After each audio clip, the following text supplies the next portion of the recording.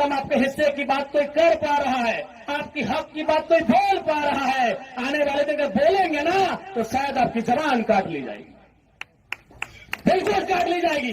तो कौन सा रूप था, आप ही बताइए, कौन सा रूप था प्रशासन का? देखा था ना आपने?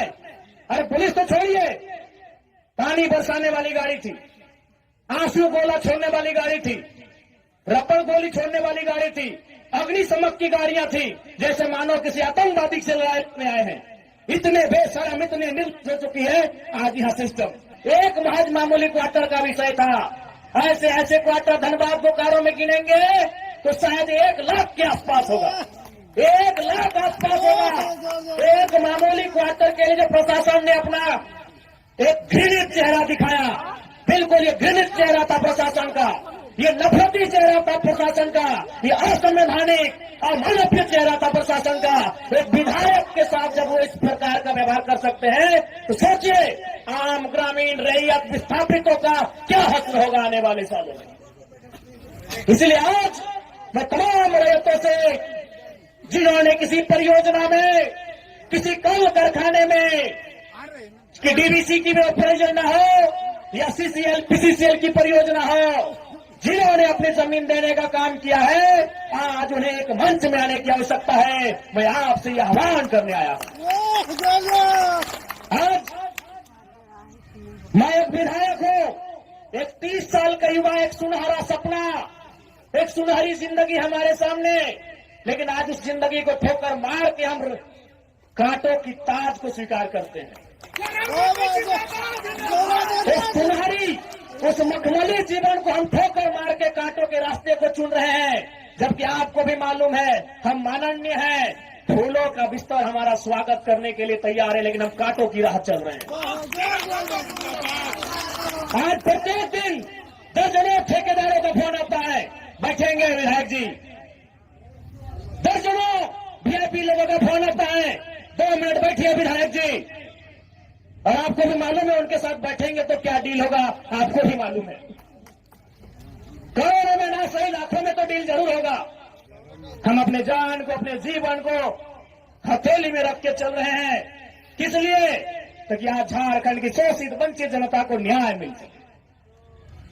तो आप इतना तो कर सकते हैं, एक 30 साल का लड़का अपने आराम के जीवन को छोड़कर, ऐसो आराम को छोड़कर आज आपके लिए कांटों के रास्ते में चलने के लिए तैयार है।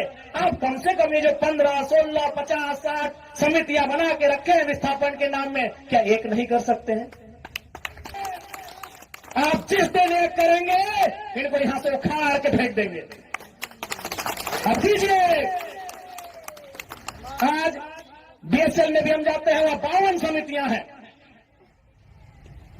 विस्थापन मोर्चा, विस्थापन क्रांतिकारी मोर्चा, विस्थापन उलगुलान मोर्चा, तो विस्थापन इनकलाब मोर्चा, 52 से 50 समितियां हैं।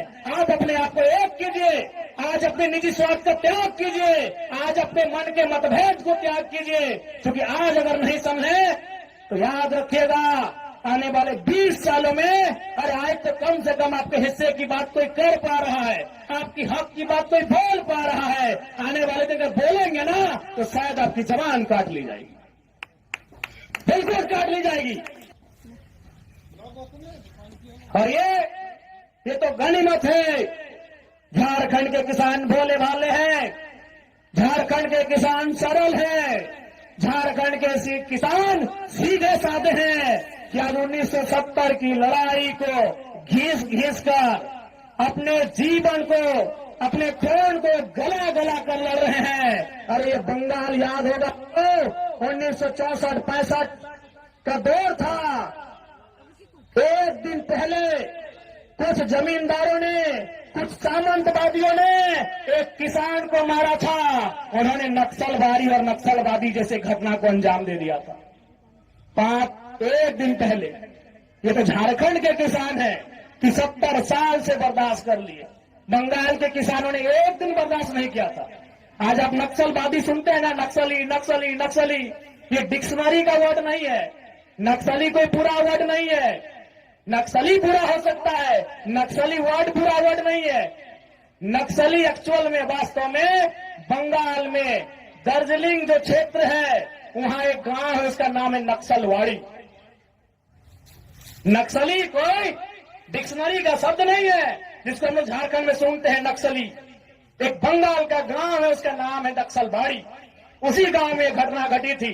किसानों को कुछ जमींदारों ने, जमींदार को आप प्रबंधन से ही तुलना कर सकते हैं, जमींदार को आप प्रशासन से तुलना कर सकते हैं, तो कुछ जमींदारों ने, उस किसान का नाम था जंगल संथाल, लगभग 6 फुट ऊंचाई का वो किसान था, उसका नाम था जंगल संथाल।